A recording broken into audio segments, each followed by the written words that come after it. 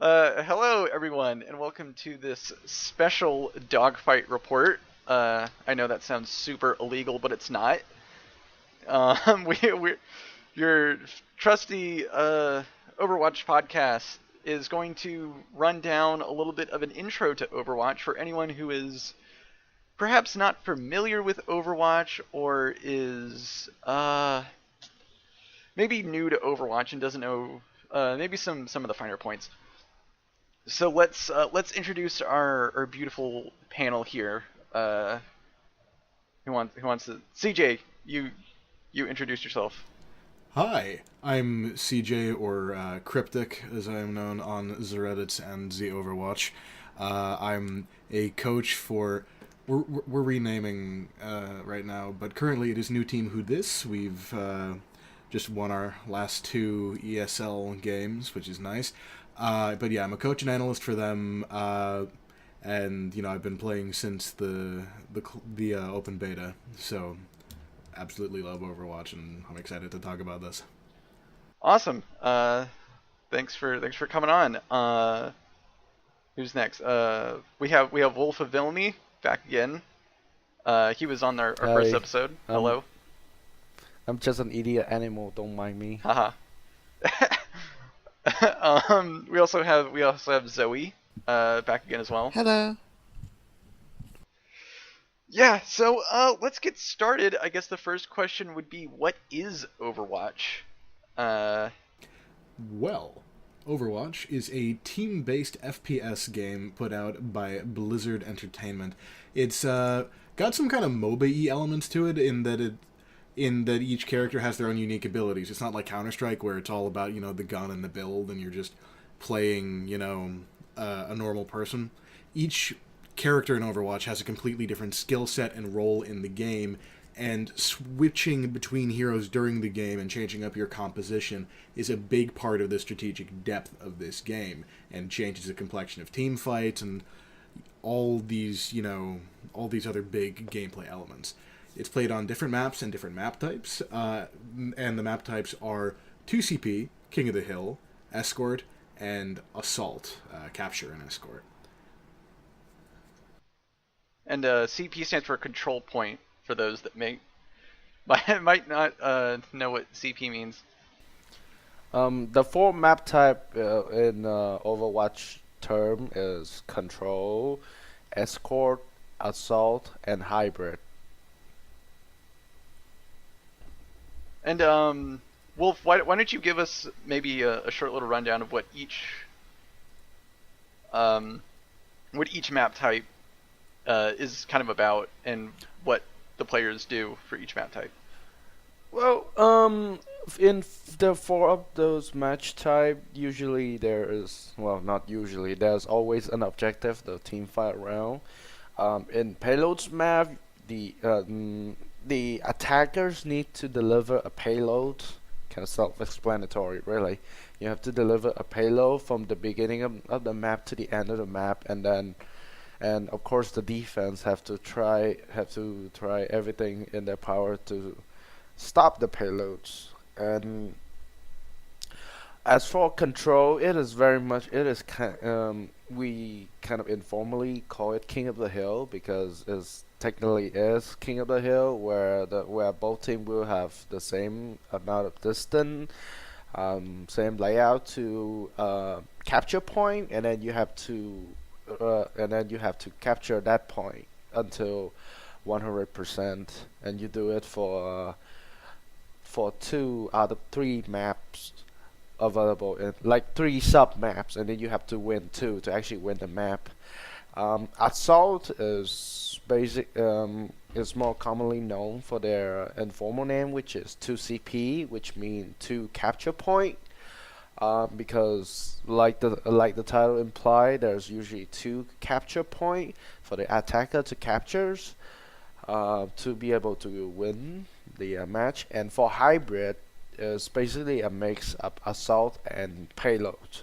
You have to capture a point before you can deliver a payload to the end of the map.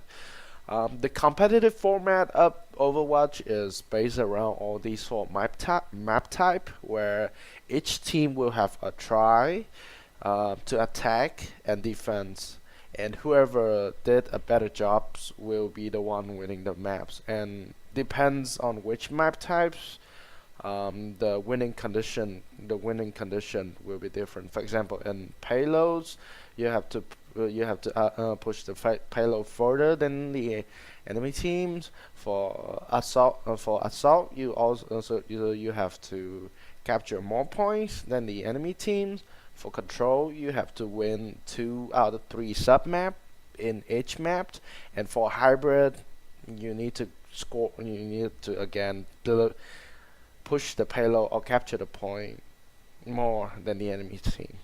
Yeah, one thing that is very important is the attack and defense part.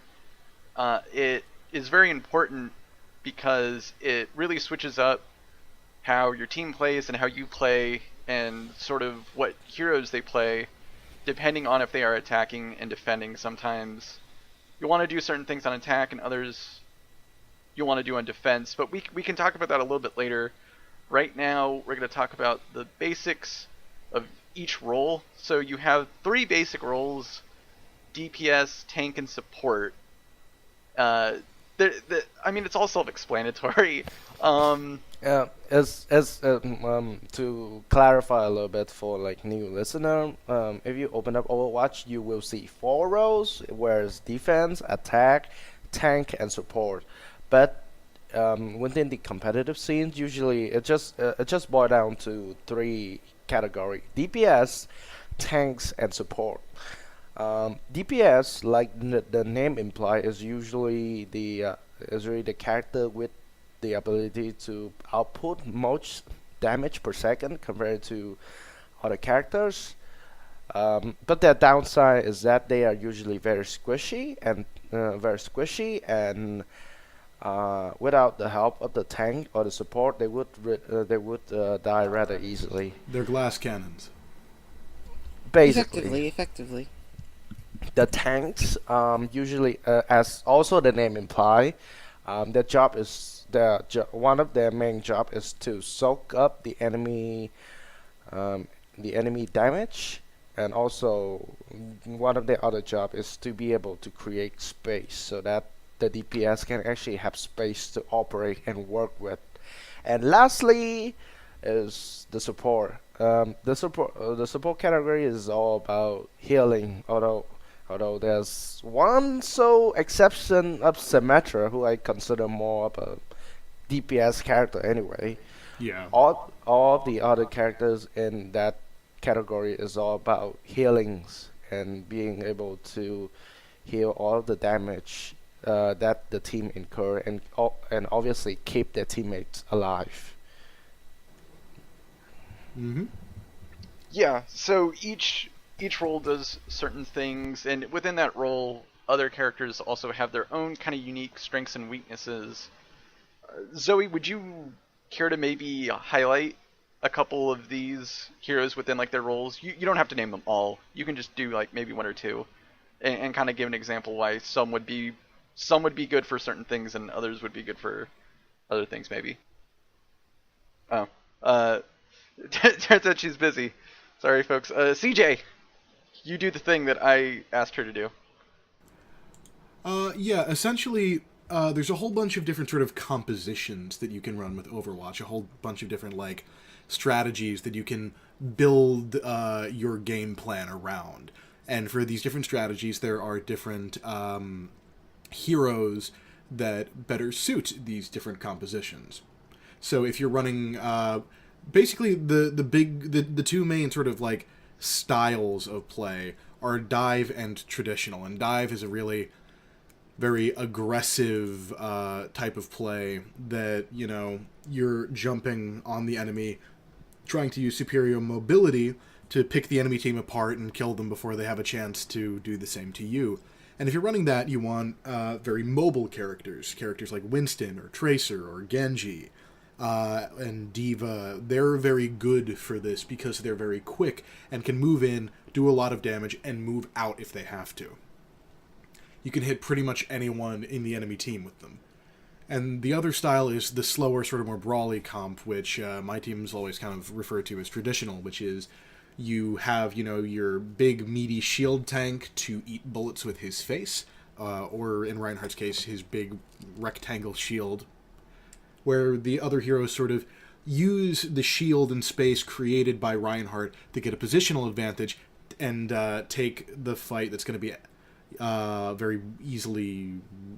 Basically, they'll use that shield as cover to advance, get into a favorable position, and hopefully get the kills they need on the enemy team. It's the difference between a quick, sudden blitz and like a protracted sort of brawl. And obviously, because these are two very different sort of styles, you're going to want different characters for these different compositions. Yeah, and again, one of the key parts about Overwatch that makes it really fun and really interesting is that it's always kind of flexible. So you'll always see teams switching to certain things to maybe help out, do more with one condition versus another, or maybe one thing just really isn't working out and they want to try something different. So it's all about managing switching and a bunch of other stuff. Yeah, and the other thing you've got to, like, pretty much all team fights, positioning and composition is a huge part of it, but the other big sort of element in these things is ultimate economy. Because every character in Overwatch has an ultimate ability, this thing that can radically change the complexion of a fight and keep you and your team alive, or deal out some serious pain to the enemy team. So that's the other thing that you've really got to watch for in these fights, because different compositions, you can sort of use ultimate combinations to to sort of increase the effectiveness of your team or counter the enemy team. Like, say your opponent is running dive and they have a Genji. Genji's ultimate is he pulls out a sword and will kill pretty much anyone on your team with 2 swings. There's when you see that happening, you want to run a Lucio or a Zenyatta, because both of their ultimates will keep your team alive through Genji's attack and prevent him from taking a fight that's going to, like, annihilate your team very quickly. Except for that play with agilities. Except for that play with agilities. I mean, there are exceptions to every rule. Yeah. Yeah, and there are some other ultimates that are used more for engaging. I think my favorite combo would probably be something with Zarya, where she uses her graviton and everyone gets sucked in, and then probably like a Reinhardt comes in, and then just puts the hammer down, and then everyone's just on the floor. I love the graviton, and Hanzo's ultimate is he shoots these dragons across the field. It's very slow moving, but it deals a ton of damage if you're stuck in it. So Zarya uses her ultimate, traps the enemy team in one small space. Hanzo fires his ultimate in, and you'll kill pretty much everyone. There's nothing they can do about it. Unless they have a Zenyatta. It's super annoying. The one probably the ultimate I hate the most is Junkrat, and that's because I don't have directional hearing, because I'm deaf in one ear, so I can't tell where it's coming from. So it's always super difficult to figure out. But moving on. So it's hard to hear it coming and be able to react to it. Yeah. So it could be coming to the left of me. I have no idea if it's to the left or to the right. Yeah, I can imagine that kind of sucks. That would be really, really annoying. It is. So, yeah, we've gone over some of this, but do you want to get us into, like, watching Overwatch? Yeah. I was just about to transition. Just the things you got to look for, because Overwatch is a really, really chaotic game where things are happening at 1,000,000 miles an hour all over the place. It seems like complete chaos. Yeah, there's a lot of particle effects. There's a lot of jumping around. Who wants to get into that? Because Overwatch seems like total chaos, but it's actually like I'm not so good with the watching. I just kind of get. There are things to look for. There are strategies, positions and tactics that people are doing. Yeah, I just kind of get overwhelmed by it all, and I just watch the kill feed. That's how I deal with it. I mean, that's a solution that might work, but I don't really think it's going to work for a lot. Well, watching it for the first time is certainly going to be a challenge, because usually what happens with first-person shooters like esport title like this, their visual is much cleaner, and usually in the team-based aspect isn't in the same way as Overwatch, and then also for the fact that Overwatch have a lot of particle effects and a lot of fireworks, so to speak. So watching it might sometimes might be a little bit overwhelming, but they at least Blizzard is taking steps to fix that. Yeah, CJ, you did mention that it's actually fairly easy. Could you go into some more depth about that? Well, yeah, once you look at sort of how a team's composition, essentially, depending on what sort of characters they're playing, you know what their win condition is. You know what the idea is. So if your team, teams you're watching, one of them is running dive, you know that what they want to do is jump on the backline of the enemy team, kill the back line, and then swing around and mop up the rest of the team once they've killed off the back line. If they're running like a Sombra, they're trying to build up EMP, her ultimate, which will basically turn off everyone's abilities for a while.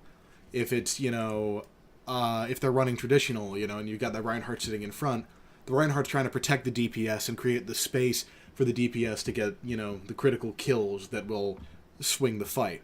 So, whenever you're watching, just keep those things in mind, and suddenly you'll see what all the little jockeying for position, what that means.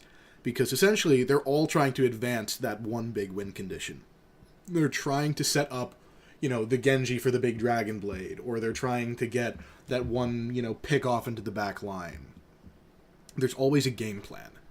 And so the teams are always going to be trying to advance that winning strategy. If they've got someone setting on the high ground, they're looking for, to rain some damage down on the enemy team. If you see someone like hiding around a corner and they have their ultimate up, they're going to try and swing in the back line and get a whole bunch of kills. Like a great example of that, in Apex Season 2, Envious was going up against Meta Athena. Meta Athena's Reinhardt hid around a corner. Envious didn't see them, ran forward to attack, and just hammered down, knocked down the entire Envious roster. The fight was over in 5 seconds with one ultimate. So, when you're watching a team fight, keep in mind the game plan of the composition they're running. What are they trying to do? Are they trying to blitz the back line and kill everyone with a dive? Or are they trying to brawl through the enemy team, just straight up slugfest to the point? And once you know what they're doing, you've got a good idea of the general idea. And keep one eye also on the ultimates for that team. Because essentially, once you've hit the point in the game where you start having ultimates come up, that is going to really change what they're looking for in each fight. So again, if you've got a Genji about to Dragon Blade, and they know that the other team's Zenyatta is about to have his ultimate, they want to attack the Zenyatta first, and either kill him off, or bait out his ultimate so that he can't counter the Genji. You've got to think like, okay, what do they need to do for this plan to work? So, yeah, that's kind of the general gist of things. Yeah, that was a pretty good rundown. Also, the casters, I think, usually do a pretty good job of explaining what both teams want to do. So if you ever feel lost, just sit back and listen to them commenting on the game, because I think they do a really great job of just trying to break down, like, okay, well, Team A is doing this and Team B is doing this. Make sure to watch this and watch this. That was a pretty good... So watch the high ground, watch... Yeah, the casters, especially guys like, Monty, Doa, ZP, Bren, they're really good at giving you that little bit of information that you need. They'll say like, oh, Dallas Fuel, you gotta watch out for effect. Or they'll say like, man, Shadowburn's Genji, his Dragon Blades are incredible. Just, whenever he's got it up, just watch the sparks fly. They'll give you that little bit of information as to who you've got to sort of keep an eye on when they're going to pop off. Yeah. Also, just a few things to probably, I guess, keep in mind for on the individual level. Since this is a first-person shooter, we're going to probably be seeing a lot of things from the player's perspective. So probably watch for things like ultimate abilities and when they're and just abilities in general, where the team is kind of going on a map and who's shooting where. And it's all easy because they have specific uniforms and all the particle effects are color coded now. So it makes things like twice as easier than it was before this. Oh yeah, But yeah, yeah, and just to flesh that out a little bit more. All the characters in Overwatch have a kit of abilities that they can do that's unique to that character.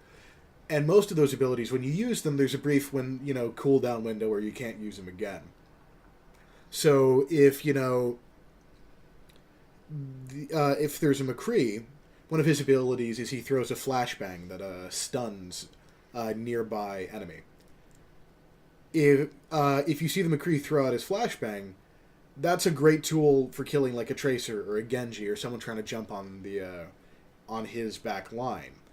If he uses that ability cooldown, you know that he's there's a few seconds where he's vulnerable, so to speak. So if you're watching a player, keep an eye on those ability cooldowns because the pro players definitely are watching those cooldowns. If a Tracer sees the enemy McCree use the flashbang, they know that he's not going to be able to stun them if they jump on him right now.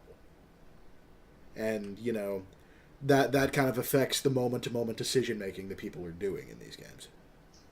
and they're a lot better than that than I am, because I get so caught up at the moment I can't even tell what's happening. I just assume they either have everything or they have nothing, and I just go in swinging. Mm-hmm. Hey, they get paid to do this for a reason. Exactly. They're kind of good at this game. I mean, I've seen better. Shout out to my man Raxu. Yeah, but I think we've touched on all the key points. Does anyone have anything else they want to add that would be useful for anyone trying to get into Overwatch before we close out on this special thingy? The top bar is really, really useful. That will tell you.